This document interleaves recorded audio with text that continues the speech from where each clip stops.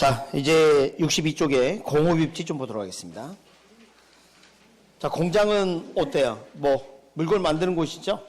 그럼 이제 관심이 생산비 좀 적게 들었으면 좋겠네. 생산비가. 근데 요즘에 이제 관심이 있는 게 30회 때 이제 한 줄 등장했는데요. 물건을 만들었다 해서 다시 비용을 적게 들여서 물건을 만들었다 해서 기업의 수입이 극대화되느냐? 아닐 수도 있다는 겁니다. 납품이 안 된다면. 물건을 만드는데 안 팔리는 거야. 그럼 시장 확대 가능성도 고려를 해야 된다는 거죠. 그래서 우리 공업입지는 이제 두 가지 이론으로 크게 대별이 됩니다. 최소 비용 이론하고요, 최대 수요 이론, 이렇게 두 가지로 나누지. 그래서 먼저 가지를 쳐버리기 위해서 어디 좀 가냐면 65페이지. 거기 보면 가운데쯤에 최대 수요 이론이 있나요? 그 첫째 줄 그게 출제된 지문입니다. 근데 이것은 수십 년, 그까지 아니고 뭐 20여 년 전에도 있었던 지문이에요. 그래서 이번에 30회 때 이것을 지문으로 썼다는 거죠. 기업의 공적 이윤 극대화를 위해서 시장 확대 가능성이 가장 큰 지점이 필요하다 이 말이에요. 고객들은 어떻게 돼요? 물건값만 지불해요? 수송비도 운송비도 자기가 감당해야 되는 그런 상황이 연출될 수도 있다는 겁니다. 네, 그래서 그렇습니다. 자, 앞으로 넘어옵니다. 그래도 뭐니 해도 가장 중요한 게 핵심은 생산비를 적게 들이고 물건을 생산하는 겁니다. 알겠죠? 자, 근데 이제 한번 들어봅니다. 어느 공장이 특정 장소에 입지를 했어요. 그러면 여러 장소가 있었을 텐데 그 장소에 입지를 한 이유가 분명히 있을 겁니다. 그러니까 그 장소에 입지를 하게 되면 비용 항목을 따져보니까 다른 장소로부터 그 장소를 견인하는, 끌어당기는 비용 전략상 이익이 있다면 아마 그쪽에 그런 이유 때문에 입지를 했지 않을까. 그게 입지인자라는 표현입니다. 입지인자. 그래서 입지인자는 입지 단위로 보아 비용 전략상 이익.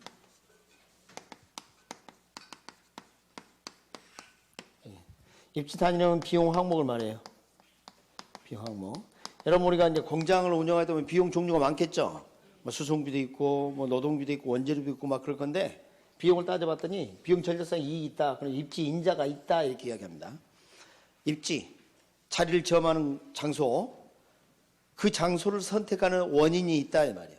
공장이 왜 거기 갔겠냐면, 비용 전략상 이익이 있으니까 그렇지. 그래서 앞으로 입지 인자 그러면 입지에 따른 이익을 말한다.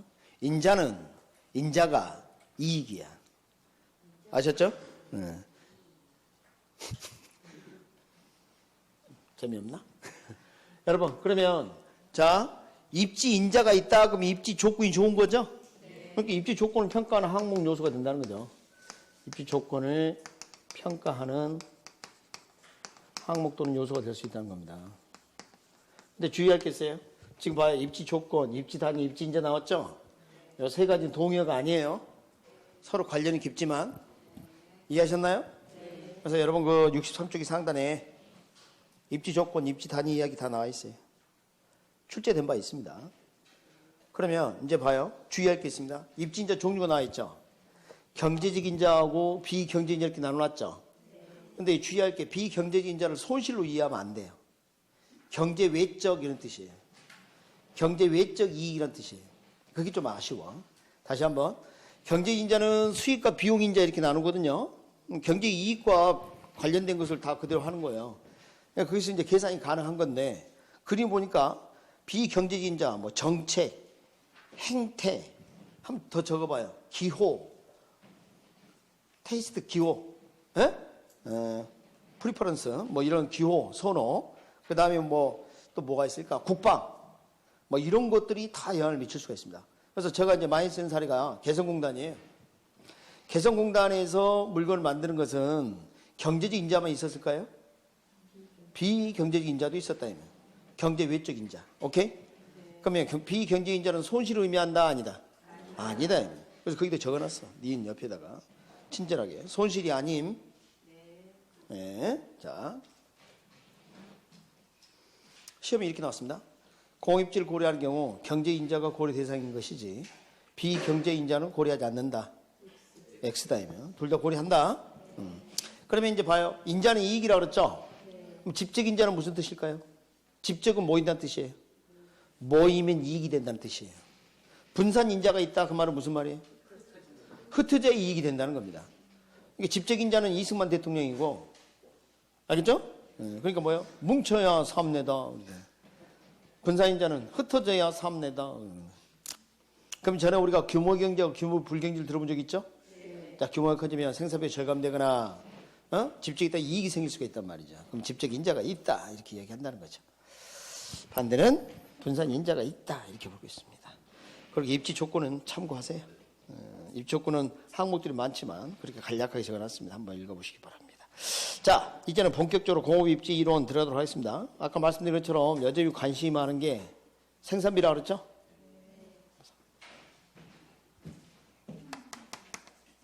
최소 비용 이론입니다. 최소 비용 이론. 자, 이게 주의할 게 여기서 지금 비용이라는 표현을 쓰고 있는데요. 우리 공장을 운영하면서 비용은 뭐 종류가 수송비도 있고요. 뭐 노동비도 있고 집적에 따른 이익도 생길 수가 있고 이런 것들이 있을 수 있다는 거 아닙니까? 그래서 이제 설명을 좀 들어보면 앞으로 이제 수송비 이야기를 좀 많이 하게 될 텐데 그다음에 순간 생각하기를 최소 수송비 이론이라고 착각할 수가 있어요. 그건 아니다. 다른 생산요소 비용이 동일하다고 가정했을 때 그런 경우에만 최소 수송비 지점이 최적 입지가 될 수 있다는 겁니다. 다른 생산요소 비용이 차이가 있으면 안 돼요. 다른 조건이 동일하다고 했을 때 그렇습니다. 그런데 여전히 수송비가 그래도 중요합니다. 중요하기 때문에 이야기를 많이 하는 겁니다. 자, 공장이 어느 장소에 입지하냐에 따라서 지역을 달리했을 때 비용 차이가 가장 많이 나는 건 뭐냐면 수송비야. 물류비용. 자, 공장을 A 장소, B 장소 이렇게 옮기게 되면 가장 차이를 많이 가져오는 게 뭐라고요? 수송비야. 그래서 수송비에 관심이 많은 거예요. 그래서 이 사람은 이제 수송비 단위에 배분을 한 사람이죠.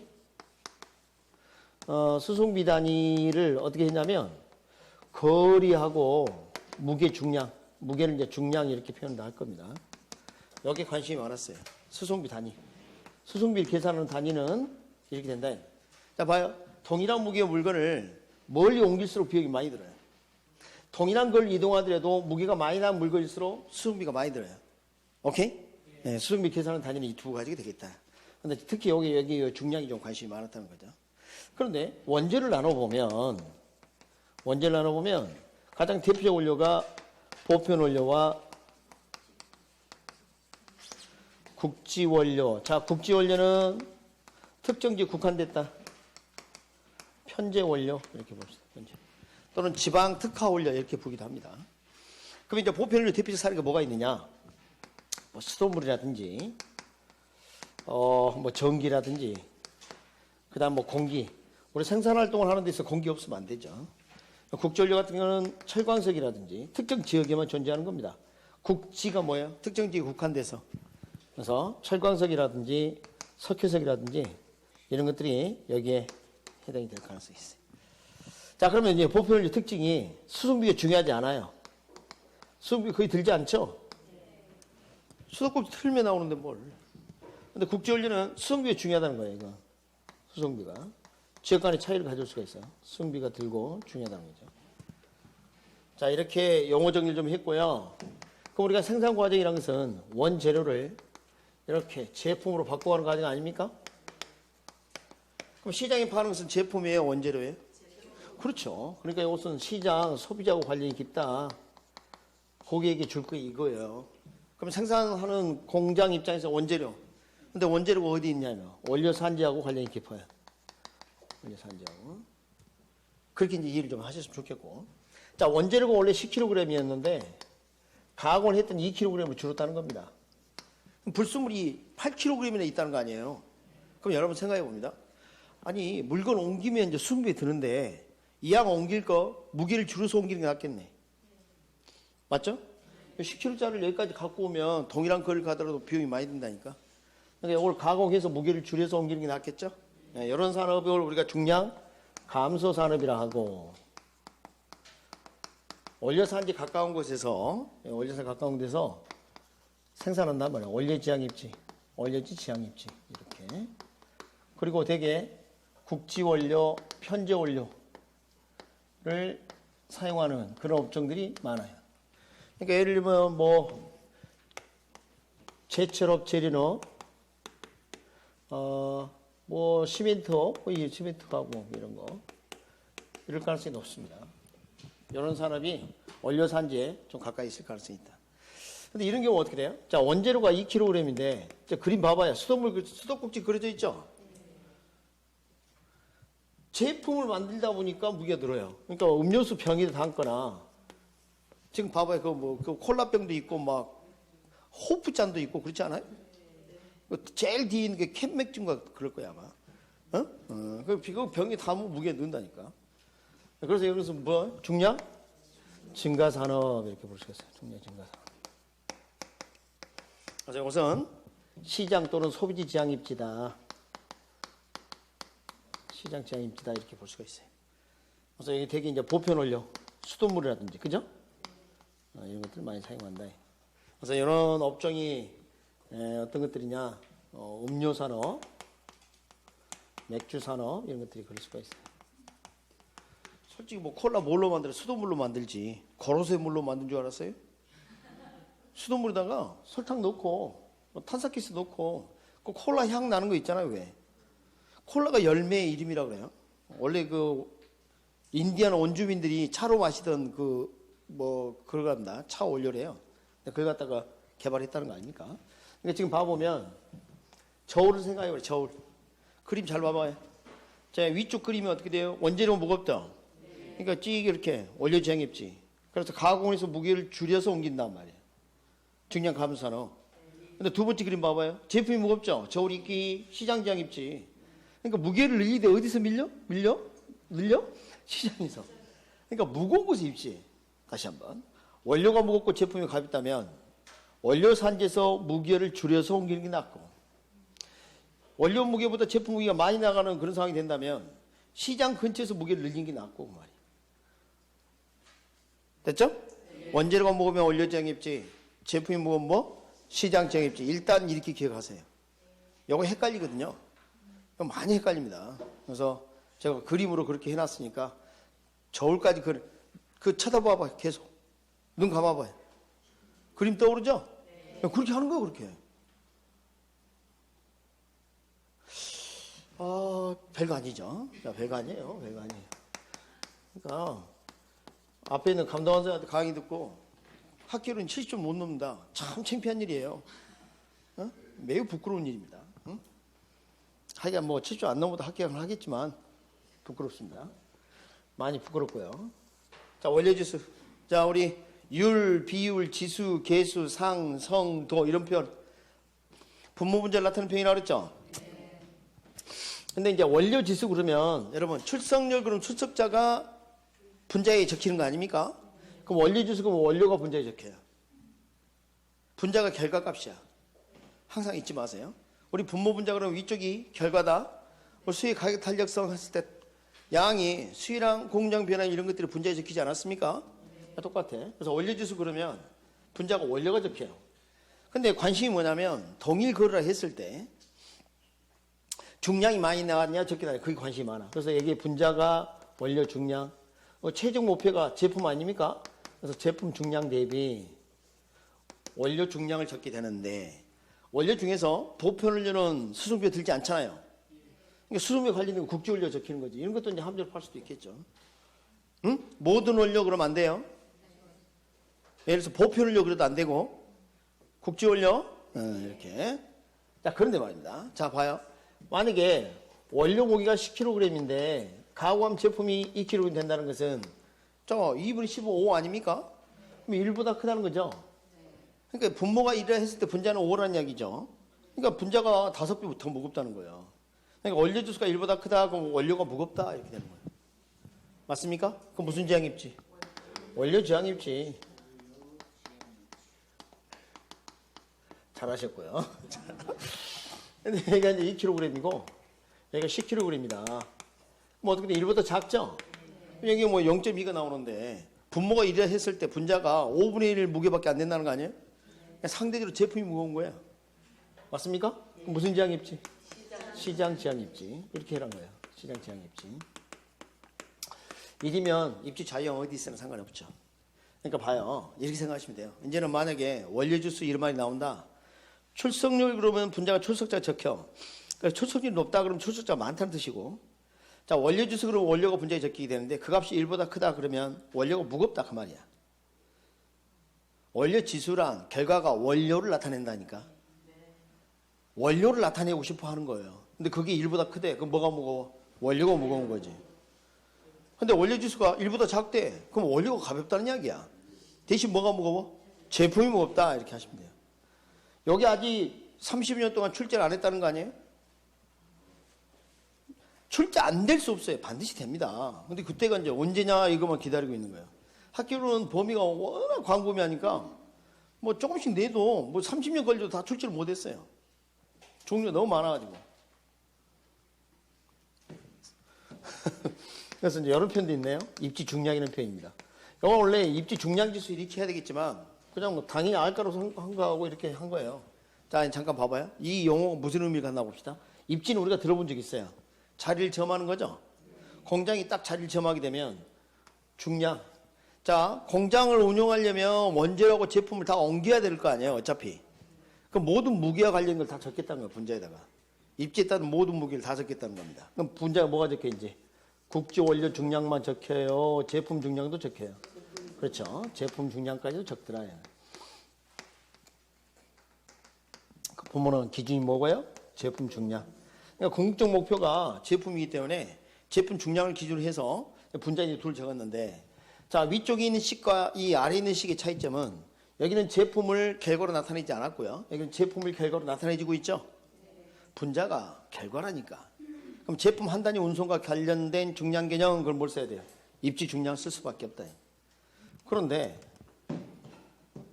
뭐 이런 표현을 본 적이 있다. 자, 막 이런 게 있다면 이렇게 할 수 있지 않겠습니까? 이렇게. 여기까지 돼요? 요 1이죠? 그러니까 2분의 1을. 이렇게. 그러니까 봐봐요. 같은 게 여기 있네. 그럼 이건 결국 어떻게 됩니까? 여기에 원료지수 아니에요. 그래서 원료지수에다가 1을 더한 것 같죠? 기준이 이제 뭘로 바뀐 거예요? 2로 바뀐 것 뿐이에요. 2로. 근데 지금 우선 이걸 내는 게 아니라 이게 지금 나올 차례죠. 이걸 내야 되겠죠. 됐죠? 네, 이렇게 보시면 되겠습니다. 자, 여기가 원료지고 여기가 시장입니다. 이쪽으로 가면 뭐예요? 원료, 지향입지 이렇게 되겠네요. 이쪽으로 가면 시장, 지향입지. 한번 봐봐요.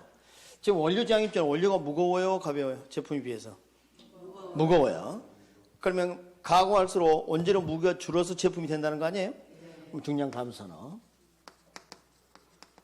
맞죠? 아까 이미 예를 드렸습니다. 뭐 이런 건 제철업, 뭐 시멘트 같은 거예요. 여기는요. 자, 시장 지압지 뭐가 무거워요? 제품이. 그럼 가공할수록 무게가 는다는 거죠. 중량 증가산업 이렇게 하는 겁니다. 증가산업. 이거 되게 여기 봐봐요. 원재료가 무겁다 그랬죠? 여러분 동일한 거리를 움직이더라도 무게가 많이 나갈수록 수분비가 많이 들겠죠? 그러니까 원료 수분비가 많이 들겠죠? 무엇보다? 제품 수증비보다. 당연한 얘기죠. 여기는 원료 수증비하고 제품 수증비를 비교하면 뭐가? 제품 수증비 더 많이 들고. 그렇겠네요. 별로 어려움은 없어요. 여기까지. 그죠? 그 다음에 원료지수는 결과가 원료다 제품이다. 원료라니까. 그럼 원료가 무겁죠? 원료지수는 뭐? 1보다 크고 입지 중량은 2보다 크고 그런 거죠. 그런가요? 여기는. 자, 여기는 제품이 무겁죠? 그러니까 원료가 상대적으로 가벼워. 그러니까 원료지수는 1보다 작고 입지 중량은 2보다 작고 그런 거겠죠. 지금 이거 논리 이해하시겠죠? 그러니까 지금 여기 헷갈리지 않아야 돼요. 이걸 잘 찾아내야 돼요. 원료지수는 결과가 원료다. 분모 분자의 결과는 분자값. 원료다. 오케이? 네. 그리고 이제 이것 말고는 이런 것도 생각할 수가 있어요. 원재료가 부패하기 쉽다. 그럼 원료 산지에서 빨리 가공하는 게 좋다고요. 네, 그래서 원료 부패 쉽다. 부패 쉽다. 이런 것들. 통조림업 같은 거. 수산물 가공업체 뭐 이런 것들. 이런 것들은 바닷가에 있는 게 좋아요. 요즘 그 냉장 설비, 냉동 설비 이런 게 발달이 많이 돼 있습니다. 돼 있지만 그걸 이용해서 운송하고 그러면 비용이 많이 들어. 불가능한 건 아니지만, 그러니까 현장에서 가공하는 게 좋다 이 말이죠. 그 다음에 제품 부피 쉽다. 뭐 있을까요? 제빵업 같은 게 요즘 빵 어디 사 드세요? 집 근처 뚫어줄래, 파리 바케스 막 이런 데서 사 드시는. 그 다른 걸 좀 바꿔야 되나? 그 정도. 그래서 하여간 뭐 요즘은 그것은 그래도 프랜차이즈잖아요. 근데 그 지역에 가면 각각 저 유명한 빵집들이 한두 곳은 있더라고요. 근데 되게 좀 비싸고 장인들이 하는 뭐 그런 데가 있어요. 확실히 맛있더라고요, 빵이. 나는 그런 빵들이 좀 많이 팔렸으면 해요. 각 지역마다 있죠? 여기도 뭐 있죠, 어디? 무슨 제과? 풍년제과? 그렇군요. 그러니까 뭐 그런 데가 있어요. 막 지역마다.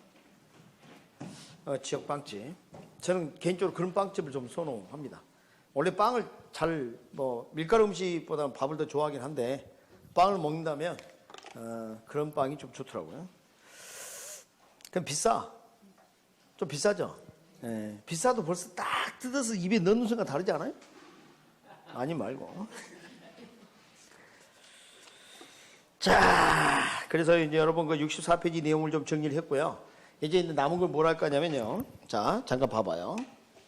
여기 보시면 아까 뭐라 그러냐면 수송비가 중요한 건 맞다. 그러나 이런 다른 비용을 고려하지 않는 것은 아니다. 그러니까 이 수송비가 최소 수송비 지점이지만 다른 비용들이 영향을 미치면 최소 수송비 지점이 아닌 지점으로 이동할 수도 있다는 겁니다. 그걸 한번 보려고 그래요. 자, 먼저 수송비 단위가 어떻게 된다고 되어 있어요? 읽어봐요. 수송비 계산 단위. 거리하고 무게. 그럼 예를 들어서 원재료 다 제품이다 그러면 그 무게에다가 거리를 곱하게 되면 전체 비용을 계산할 수가 있게 됩니다. 그래서 일단 얘기 한번 봐볼게요.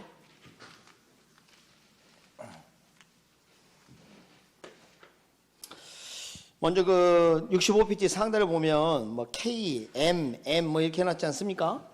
K가 이거 시장이고 M1은 원료산지, M2 이렇게 해놨어요. 점을 한번 찍어볼게요. 자, 삼각형이니까 그렇고 생각해보니까 지금 공장이 제품 완성해서 시장에다가 공급을 해야 되고 원재료도 가져와서 가공을 해야 되고 그래요. 원료산지가 두 곳이죠. 그럼 수송비가 가장 최선 지점을 찾아볼 건데 이렇게 합니다. 예를 들어서 요 점을 한번 찍어볼게요. 그럼 요 점에서 여기까지 거리하고요. 요 제품의 무게 그걸 곱해요. 그 다음에 여기서부터 여기까지 거리하고 요 원재료 무게를 곱하고 여기서 여기까지 거리하고 원재료 무게를 곱해서 그걸 다 합산하면 전체 값이 나올 텐데 그런 값이 가장 최소인 지점을 찾아가요. 그러면 동일정 어떤 평원이면 거의 여기 가운데쯤이 될 가능성이 높아요. 그 값이 가장 적은 점이. 지금 논리 대충 알겠어요? 그러니까 수송비가 이제 가장 적은 점을 찾으면 여기 될 가능성이 높은데 주의할 것은 항상 이 가운데 있느냐 무게중심이냐 그건 아니에요. 여기 봐요. 여기가 제주도예요. 한가운데 한라산이야. 공장 여기 있어요? 여기 주변에 있을 수도 있지. 지금 이해했어요? 네. 그런 걸 이제 따져서 입지를 해야 한다는 겁니다. 근데 이해하기 쉽게 하기 위해서 이렇게 그린 거예요. 실제 이론 보면 여기를 입지로 해가지고 모델을 하는 그런 건 많아요. 실제 이론을 보면. 근데 이제 우리가 이해하기 쉽게 하려고 이렇게 해놓은 거고, 자, 여기가 최소 수송비 지점이라고 치겠습니다. 여기가 수송비가 가장 적게 드는 지점이에요. 그런데, 자, 외곽으로 이동하게 되면 이제 수송비가 더 드는 지점으로 바뀌는 거죠. 제품 한 단위당 수송비가 10원 더 드는 지점이 여기 있더라. 여기에. 또 이쪽으로 왔더니 또 10원 더 드는 지점이 있더라는 겁니다. 그래서 10원이 더 드는 지점을 이렇게 연결하면 등운송비선 또는 등수송비선 이렇게도 부릅니다. 무슨 말이냐? 이동에 따른 최소 수송비 지점에서 이동에 따른 추가적 수송비가 동일한 지점을 연결한 거예요. 추가적으로 10원이 더 드는 점을 이렇게 연결한 겁니다. 여러분 더 외곽으로 오면 20원 더 드는 점이 있겠죠? 제품 한 단위당? 이렇게. 제품 한 단위당 30원이 더 드는 점도 있겠죠?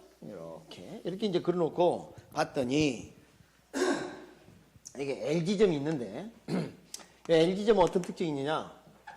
노동비 절감 지점이랍니다. 노동비 절감 지점. 노동비가 절감돼요. 근데 노동비가 절감이 되는데 노동비 절감이 얼마만큼 되느냐? 케이스를 한번 나눠볼게요. 만약 노동비 절감이 10원 절감된다. 10원 절감된다. 여기 20원 절감된다. 이렇게 한번 해볼게요. 그러면 수송비 증가. 수송비 증가. 자, 잘 봅니다. 여기서 여기까지 이렇게 가게 되면 10원보다는 더 들고 20원보다는 덜 들죠? 수송비가? 그러니까 이거 수송비는 그냥 15원 이렇게 합시다. 증가가. 그래서 여기는 15원, 여기 15원 이렇게 한번 해보자. 여기는 절감되는 비용이고 이건 증가되는 거. 절감되는 거, 증가되는 거. 자, 이것은 이렇게 되지 않습니까? 증가되는 게 더 크죠? 그럼 여기 입지 변화를 일으키면 안 돼요. 거기 가면 손해요, 오히려. 근데 지금 여기는 어때요? 노동비 절감 효과가 수송비 증가 효과보다 더 크죠? 그럼 여기는 입지 변화가 일어날 수가 있어요. 변화 가능. 다시 말하면 L지점으로 공업 입지를 바꿀 가능성도 있다. 그 말이에요. 다시 한번. 다른 요인이 동일하다 했을 때 생산비가 지역 간의 차이가 없다. 다른. 그러면 대개 최소 수송비 지점이 최적 입지가 될 가능성이 높아요. 알겠습니까? 그러나 만약에 다른 비용의 변화가 있다면 꼭 최소 수송비 지점이 최적 입지가 된다고 단정할 수는 없다. 그래서 거기 그림 밑에 박스 아래쪽 보니까 노동비에 따른 최적 입지 변화 나와 있습니까? 최소 수송비 지점을 벗어날 가능성이 있다. 2번 직접 이익에 따른 규모에 따른 최적 입지 변화. 이것도 마찬가지. 최소 수송비 지점을 벗어날 가능성이 있다. 최소 수송비 지점이 아닌 지점이 최적 입지가 될 수 있다. 그 말입니다. 논리 이해했나요? 네, 그렇게 볼 수가 있겠지. 뭐 여기 이제 배부 이론은 아니지만 최근에 그 공장들을 보면요, 뭐 이런 걸 생각해 볼 수가 있어요. 자, 공장을 그 지방 이전을 하면, 지방 이전에 따른 세제 혜택을 많이 줘요. 그래서 그 이제 세법상 조세특례 제한법이라는 게 있습니다. 그래서 그걸 가지고 혜택을 많이 준다고 공제를 많이 세액공제도 해주고 그래요. 지방 이전을. 그러니까 기업들이나 인구가 이렇게 외곽으로 갈수록 어때요? 수도권의 인구 밀집이 줄을 거 아닙니까? 네, 그래서 이제 그런 걸 많이 시도하죠.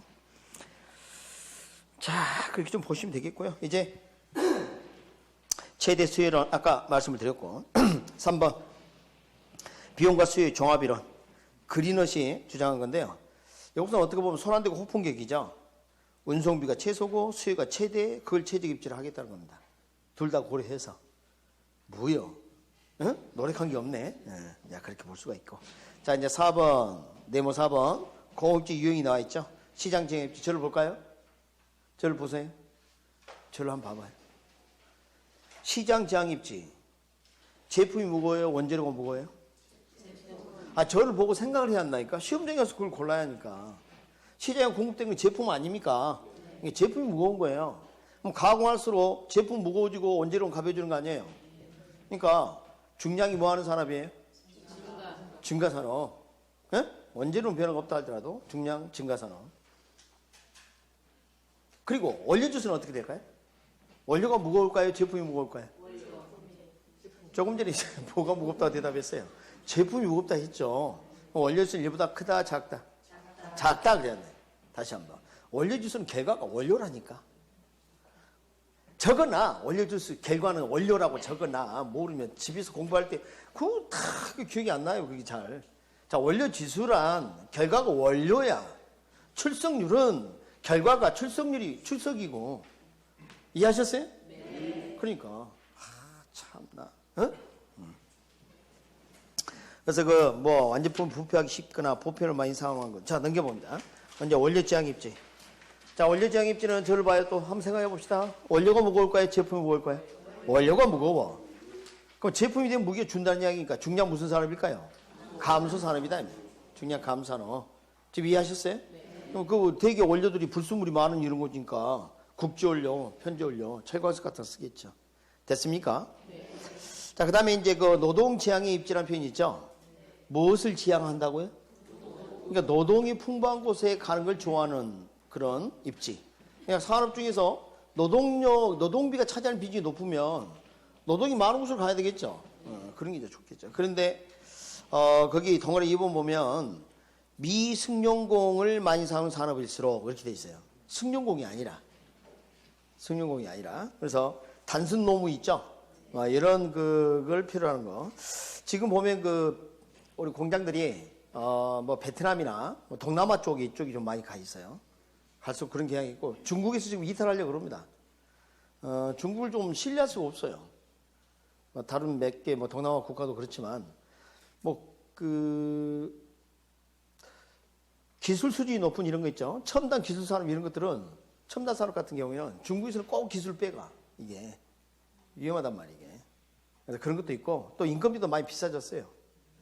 그래서 이제 동남아 쪽이나 지금 베트남보다는 관심이 인도네시아하고 필리핀, 태국 이쪽으로 관심을 돌릴 가능성이 좀 높은 것 같아요. 대충 보니까. 왜냐하면 베트남이 사람 속삭이 응? 왜 그런 건 모르겠어요. 확실히 공산국가는 좀 안 맞아 우리하고는. 그죠? 네. 북한도 우리 단일 민족이 맞지만 좀 안 맞아. 이게 안 맞아. 응? 왜 이렇게 안 맞나 몰라. 괜히 그냥 쓸데없는 소리 하고 말이야. 근다고 해서 뭐 통일 안 돼야 된다 그건 아니겠지만 여하튼 간에 노동력이 풍부하다 이렇게 했을 때 대개 보면 숙련공이 아니고 되게 미숙련공을 이야기할 때 씁니다. 오케이? 그걸 노동제약입지 이렇게 합니다. 그 다음에 이제 적환지점, 이적지점, 뭐 중간지점 그런 표현이 있는데 이건 뭐냐면 이런 거예요. 우리 그 해외에서 원재료를 대량으로 수입하는 경우 있죠. 그럼 되게 1차 가공을 바닷가에서 많이 해요. 그러니까 여러분 원목 같은 거, 그 덩치도 크고 그 무거운 그 원목을 도심으로 가져와서 가공하면 어떻게 돼요? 모퉁이 돌 때 빌딩 다 부딪히고 다 부서지고 난리 날 거예요. 안 그렇겠습니까? 그 다음에 이제 공유 같은 거 있죠. 이런 것들은 껍질을 벗겨서 가져오면 운송 과정 중에 부피가 될 수가 있어요. 그러니까 원상태를 그대로 로우 상태, 낡은 상태 그대로 가져와. 갖고 이게 바닷가 근처에서 1차 가공을 껍질 벗긴다든가 그런 도종 작업이나 이런 걸 하는 경우가 많아요. 그 다음 또 이런 것도 있습니다. 우리 그 철광석 수입하는 거. 이것도 우리 그 포항제철이나 광양제철 있지 않습니까? 그것도 이제 되게 바닷가에서 많이 그런다. 그래서, 자, 그리고 거기에서, 영어가 뭐라고 되어 있냐면, 브레이크 오브 벌크 포인트라고 되어 있을 겁니다. 여러분, 벌크선이라고 들어봤어요? 그러니까 벌크, 이 지문을 브레이크, 나누는 곳이야.